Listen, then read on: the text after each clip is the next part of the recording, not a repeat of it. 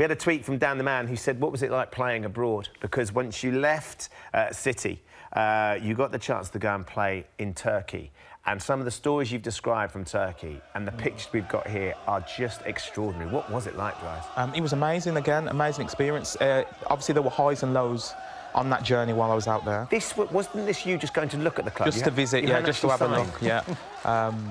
Obviously, myself and my agent were, obviously wanting to have a look at the club, and this is the reception that I got when I arrived. And again, I mean, I always like to say that I was a loyal player, and for me, if any club, would go to that lengths, to welcome me into their city, into their club, given the fact that I wasn't intending to sign, I felt like I had to give it a go. I didn't have a lot of options out there. The options back home weren't, anything that I felt an attachment to.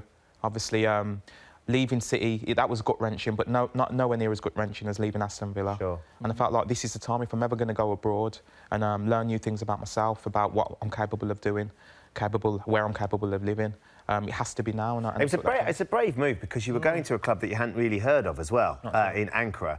We've had players that have been over there and played in Turkey talk about the fact that they often sacrifice an animal, and they did the same for you before. Was it your first home game they sacrificed a goat? No, it wasn't my first home game. It was one of the earlier games. Obviously, Right. I remember sitting on the bus with my headphones on, getting into it, had a bit of the old, two-pack on, I was getting ready for a fight. Well, no. Yeah. And then next thing you know, we're off the coach, witnessing, obviously, this sacrifice of a goat.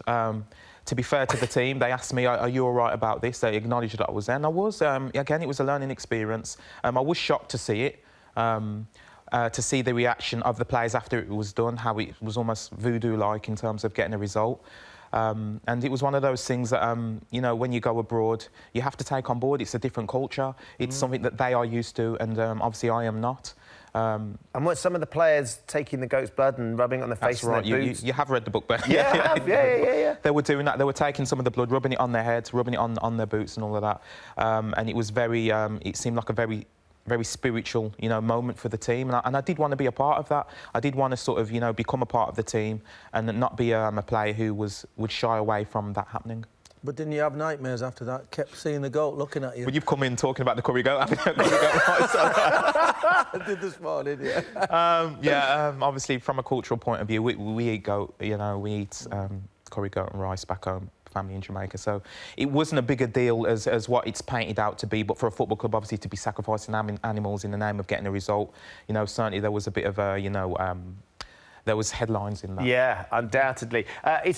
One of the tricky things was you got there and the finances of the club and what was going on were all a little bit up and down, and there were a few dirty tricks. I think they were at some point, some members of the club were trying to paint you in a bad light. They were writing that you were going out and about and you were having lots of parties, and then they got you evicted from the hotel, but they also called the press. So we've actually got footage. This is in the middle of the night. You being thrown out of the Crown Plaza in Ankara. Crazy. I remember this night, very difficult. Got the call in my bedroom, no more practising that night. That was you going out on the streets, wasn't it? Busking, I was going to busk to get some cash. Had you nicked one of the pictures off the wall? What did you take? That was actually one of my pictures, to be fair. It was one of my pictures. I was trying to, get into the culture side of things. Obviously, Ataturk, a very, respected guy in Turkey for different reasons. Obviously, he united the east side and, the European side and the Asian side, and allowed Turkey to be what it is today, which is a place where, people from all countries, areas can go there and enjoy the country.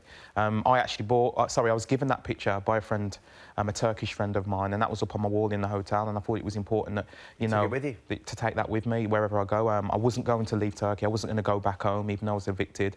And it was more of a personal thing, a stance, so to speak, that this is my belongings. I'm here in Turkey, I'm here to stay, and I'm going to still see out my contract.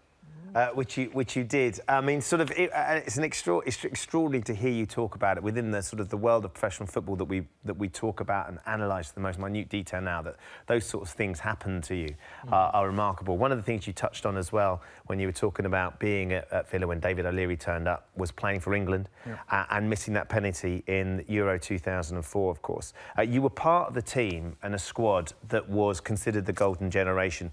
We were looking at this still of the starting lineup for the Portugal game, the quarter-final this morning, and marvelling at why the team weren't ever successful enough to win anything. When we look at the club, when we look at that, it was an amazing setup, wasn't it? Amazing team. It's a brilliant moment for obviously England players, England fans. You know, the whole setup, the players that we had there. How did that team not win the World Cup?